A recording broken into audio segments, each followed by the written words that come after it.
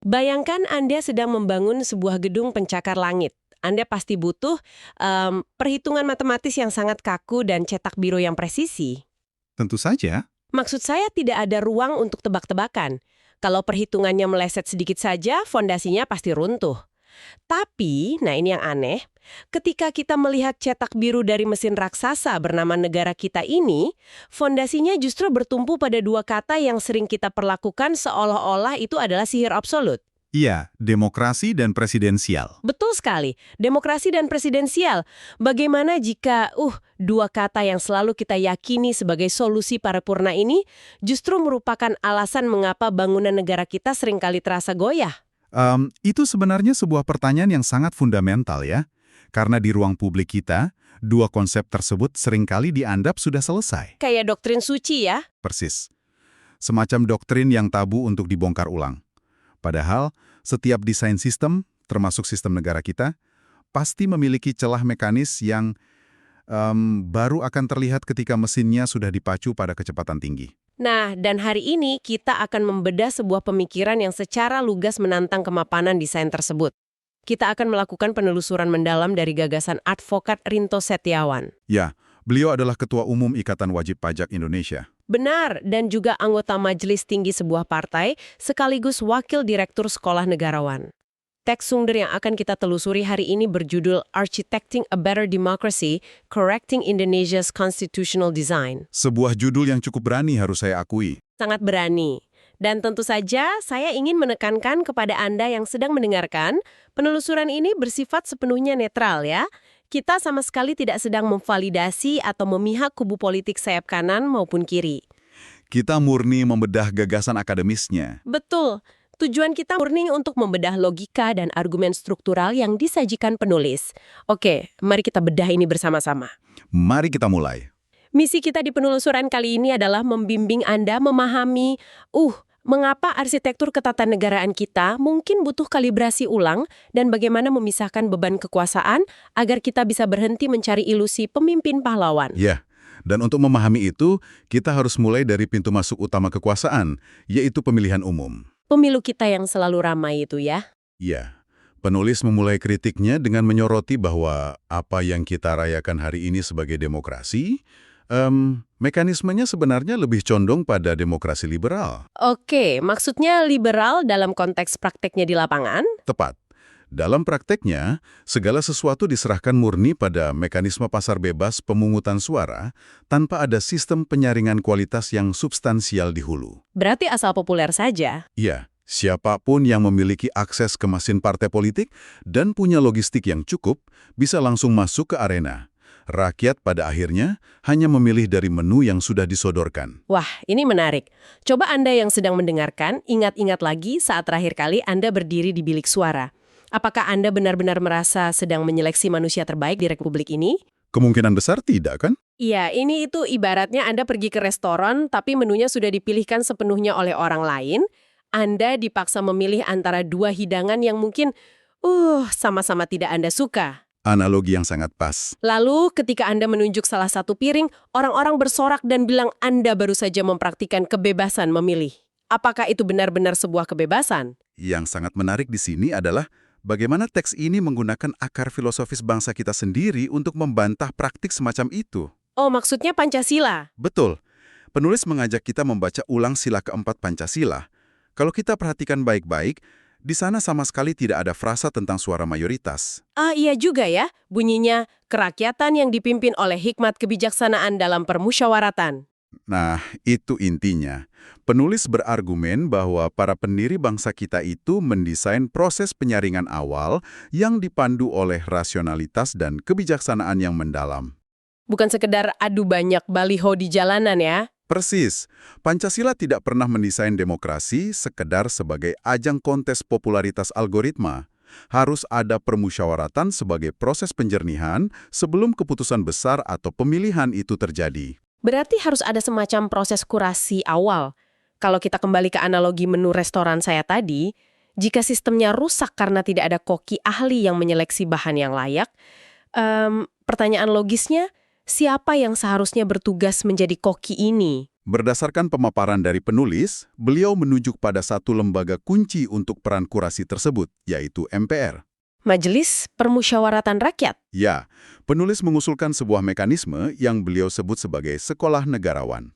Konsepnya seperti apa itu? Jadi begini, partai politik tetap berfungsi seperti biasa untuk merekrut kader dan mengajukan nama calon presiden atau anggota DPR. Tapi, sebelum nama-nama itu dilempar ke pasar bebas pemilu untuk dipilih rakyat, mereka harus melewati fase musyawarah di MPR. Oh, jadi disaring dulu layakannya. Betul sekali. Disinilah dipisahkan antara figur yang sekedar populis dengan mereka yang benar-benar layak dan memiliki kapasitas kenegaraan. Setelah lolos salian inilah, baru rakyat memilih dengan sistem satu orang, satu suara. Tunggu. Saya harus menguji realitas dari argumen ini. Ini memunculkan sebuah pertanyaan kritis. Kalau MPR dijadikan lembaga penyaring super ketat, sementara isinya adalah para politisi dari partai yang sama yang mencalonkan kandidat tersebut, itu kan sama saja bohong? Itu poin yang sangat krusial. Iya kan? Ibarat menyaring air kotor menggunakan saringan yang kotor juga. Filternya pasti akan tetap bias kepentingan partai. Penulis pasti menyadari lubang logika ini kan? Ini memunculkan pertanyaan penting, dan penulis sangat menyadarinya. Solusi yang ditawarkan dalam teks ini memang cukup radikal untuk menjawab kegelisahan itu. Apa solusi radikalnya? MPR justru sama sekali tidak boleh diisi oleh perwakilan partai politik. Ruang itu harus dikosongkan total dari pemain politik praktis. Wait, benar-benar nol politisi di dalam MPR? Benar-benar nol. Penulis merumuskan bahwa MPR harus diisi oleh 4 kelompok khusus yang bertugas sebagai penjaga kedaulatan rakyat. Siapa saja 4 kelompok ini? Pertama, kaum intelektual untuk menjaga rasionalitas kebijakan.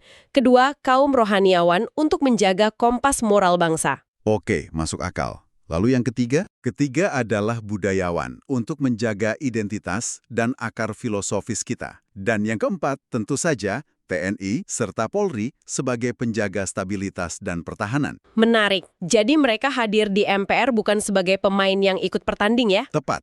Mereka hadir murni sebagai penjaga nilai, moral, dan arah bangsa. Jika saya boleh meminjam logika analogi di dunia pendidikan modern, peran MPR di sini berfungsi persis seperti sebuah badan akreditasi independen. Badan akreditasi. Ya, badan akreditasi kan tidak ikut mengajar di kampus, tapi mereka memiliki parameter objektif yang ketat untuk menentukan apakah sebuah kampus itu layak beroperasi dan menerima mahasiswa atau tidak. Analogi badan akreditasi itu sangat jernih. Mereka yang menentukan standar lapangannya sebelum pertandingan dimulai. Nah, setelah disaring oleh badan akreditasi ini, barulah nama-nama yang lolos diserahkan kepada Anda dan saya sebagai rakyat untuk dipilih langsung. Jadi demokrasinya tidak dibuang ya? Sama sekali tidak. Demokrasi tetap berjalan, tapi dikembalikan ke rel rasionalitasnya. Rakyat tidak lagi dibiarkan kebingungan memilih dalam kegelapan. Oke, mari kita asumsikan skenario dari penulis ini berjalan sempurna. Filter MPR non-partisan ini sukses, lalu rakyat memilih secara sadar, dan boom, kita mendapatkan seorang pemimpin yang brilian. Sebuah skenario ideal ya? Sangat ideal. Tapi pertanyaannya, apakah masalah kita selesai sampai di situ? Ternyata belum. Nah, karena berdasarkan sumber yang kita bedah, tantangan berikutnya justru menanti begitu sang pemimpin ideal ini duduk di kursi kekuasaan. Penulis berargumen bahwa kursi kekuasaan itu sendiri desainnya cacat. Ya, cacat. Karena konsep yang kita sebut presidensial. Disinilah bagian yang sangat menarik. Mari kita bedah pakai kacamata manajemen atau dunia korporat. Dalam struktur negara kita, presiden memegang 2 jabatan sekaligus, kan? Betul. Kepala negara dan kepala pemerintahan. Ini sama saja dengan menjadikan satu orang sebagai CEO yang harus mengeksekusi operasional harian perusahaan, memikirkan laba rugi, tapi di saat yang bersamaan, orang ini juga diangkat menjadi ketua dewan komisaris. Yang tugasnya mengawasi CEO tersebut. Persis. Anda menugaskan seseorang untuk mengawasi dan mengevaluasi kebijakan dirinya sendiri. Sangat rawan, kan? Itu adalah inti masalah dari sistem presidensial di Indonesia yang disoroti oleh penulis. Sistem ini menyatukan 2 peran raksasa ke dalam tubuh satu manusia biasa. Bukankah itu jebakan multitasking yang mustahil? Sangat mustahil. Ini seperti menuntut seorang kapten kapal untuk berdiri gagah di anjungan, memberikan visi arah navigasi sebagai simbol kapal, tapi dia juga disuruh turun ke ruang mesin yang panas untuk memperbaiki pipa oli yang bocor. Secara logis mesinnya pasti akan bermasalah. Lalu apa dampak nyatanya dari konsentrasi kekuasaan ini di dunia nyata kita? Maksud saya, bahaya seperti apa yang dilihat oleh penulis? Dampak paling nyata dan berbahaya adalah negara menjadi terlalu identik dengan sosok presiden itu sendiri. Batas antara kritik operasional dan serangan terhadap entitas negara menjadi sangat kabur. Maksudnya, kalau kita mengkritik kebijakan, itu dianggap menyerang negara. Tepat sekali. Karena kepala pemerintahan pengelola operasional dan kepala negara simbol abadi adalah orang yang sama, akibatnya kritik terhadap kebijakan publik sering dianggap sebagai serangan terhadap negara itu sendiri. Loyalitas kepada seorang pejabat yang sedang berkuasa kemudian disalahartikan dan dipaksakan sebagai bentuk nasionalisme. Ini sangat berbahaya untuk kebebasan berdemokrasi. Ibaratnya begini, Anda bekerja di sebuah gedung perkantoran. Lalu Anda komplain ke manajemen karena AC di ruangan Anda rusak. Ya, sebuah komplain operasional yang wajar. Tapi bukannya AC-nya diperbaiki, Anda malah dituduh ingin meruntuhkan seluruh fondasi gedung tersebut. Itu kan tidak masuk akal. Analogi yang sangat menggambarkan situasinya. Penyatuan peran ini pada akhirnya melahirkan ketegangan yang berbahaya dan memicu kultur pengkultusan individu. Karena kita menggantungkan semua urusan operasional dan simbolis pada satu pundak. Nah, pertanyaannya sekarang, jika menggabungkan dua peran itu melahirkan ketegangan, bagaimana negara-negara modern menyelesaikan masalah ini? Dalam logika manajemen global dan tata kelola modern, solusinya sangat sederhana, namun fundamental. Apa itu? Fungsi strategis dan fungsi operasional itu harus dipisahkan. Ini krusial untuk menciptakan keseimbangan dan pengawasan yang objektif. Apakah teks ini memberikan contoh negara yang sudah berhasil melakukan pemisahan itu tanpa kehilangan stabilitas? Banyak sekali. Penulis menyebutkan deretan panjang negara maju yang membuktikan keberhasilan model ini. Misalnya Denmark, Swedia, Belanda, Norwegia. Negara-negara dengan indeks kebahagiaan tinggi ya? Benar. Lalu ada Jerman, Prancis, Estonia, Lituania, hingga Cehia. Mereka memisahkan beban tersebut. Bagaimana dengan negara yang bentuknya monarki? Bahkan negara dengan monarki konstitusional seperti Inggris dan Australia pun memisahkan kedua fungsi tersebut dengan sangat tegas. Bagaimana cara kerja pemisahannya secara praktis di sana? Di Inggris, raja atau ratu bertindak sebagai kepala negara. Mereka berada di luar politik praktis. Fungsi mereka murni sebagai jangkar pemersatu dan penjaga moral bangsa. Sementara urusan pemerintahannya? Semua urusan operasional harian seperti pajak, pendidikan, kesehatan itu diserahkan sepenuhnya kepada Perdana Menteri sebagai kepala pemerintahan. Jadi beban emosional rakyatnya terdistribusi dengan sehat. Betul. Kalau rakyat marah karena inflasi, mereka bisa mengkritik habis-habisan atau bahkan mengganti kepala pemerintahannya, tanpa sedikit pun menggoyahkan rasa hormat dan stabilitas mereka terhadap negara itu sendiri. Karena simbol negaranya tetap utuh dan tidak ikut campur dalam urusan kebijakan inflasi tadi. Persis, pemisahan ini bukanlah sebuah kebetulan, melainkan kebutuhan mendasar dari sebuah sistem pemerintahan yang sehat dan tahan banting. Berarti ini mengurai masalah pengkultusan individu tadi ya? Kita tidak perlu panik berlebihan setiap pemilu karena tahu bahwa nasib negara tidak bergantung pada satu sosok manusia super. Jika kita hubungkan ini dengan gambaran yang lebih besar dari gagasan advokat Rinto, kita bisa merangkum inti masalahnya. Silakan, bagaimana penulis merangkumnya? Masalah utama Indonesia saat ini bukanlah pada satu kebijakan spesifik atau kurangnya figur pemimpin yang hebat. Lalu di mana letak masalah aslinya? Masalahnya ada pada desain strukturalnya.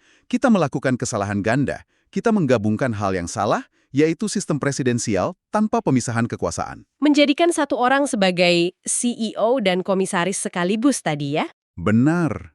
Dan di saat yang bersamaan, kita menghilangkan hal yang benar, yaitu membiarkan demokrasi liberal berjalan liar tanpa adanya filter musyawarah dari MPR. Wah, ini perspektif yang sangat mencerahkan. Jadi apa arti dari semua ini buat Anda yang mendengarkan? Sebuah ajakan untuk melihat sistem, bukan sekedar melihat sosok. Tepat. Kita seringkali merasa kelelahan dengan dinamika politik yang rasanya muter-muter di situ saja. Tapi melalui gagasan ini, kita disadarkan bahwa kita tidak perlu mencari jauh-jauh solusi dari luar. Cetak birunya, sistem penyaringannya, sebenarnya sudah ada di dalam akar Pancasila kita sendiri. Kita hanya perlu mengkalibrasi ulang posisinya. Negara yang kuat adalah negara yang berjalan sebagai sebuah sistem yang logis, bukan negara yang nasibnya bergantung pada figur individu atau superhero musiman. Sangat setuju. Mari kita rangkum perjalanan diskusi kita hari ini. Kita memulai dari kebutuhan mendesak untuk mengubah cara kita mendefinisikan demokrasi. Ya, dari sekedar pemungutan suara bebas menjadi proses yang dikurasi lewat filter MPR yang non-partisan. Betul, dan yang tak kalah penting, urgensi untuk memisahkan peran kepala negara dan kepala pemerintahan demi mencegah pemusatan kekuasaan yang tidak sehat. Agar mesin negara tidak kepanasan menanggung beban ganda. Tepat sekali. Sebelum kita berpisah, saya ingin meninggalkan Anda dengan satu pemikiran mendalam untuk direnungkan. Silakan. Jika kestabilan, kemajuan, dan kedamaian sebuah negara benar-benar lahir dari arsitektur desain sistem yang tepat dan bukan sekedar dari harisma memukau satu pemimpin, Yang seringkali hanya ilusi. ya, apakah ini berarti selama ini kita sebagai warga negara telah membuang terlalu banyak waktu, energi, dan emosi untuk mencari sosok pahlawan penyelamat di setiap bilik suara? Sebuah refleksi yang tajam. Dan bagaimana jika mulai sekarang, alih-alih saling bertengkar mencari pahlawan baru, kita mulai menuntut hadirnya para arsitek sistem yang berani merombak mesinnya? Membangun fondasi yang kebal terhadap guncangan, siapapun kaptennya. Persis. Terima kasih banyak kepada Anda yang telah ikut membedah ide-ide fundamental ini bersama kami. Teruslah kritis melihat cetak biru di sekitar Anda. Dan sampai jumpa di penelusuran mendalam kita selanjutnya.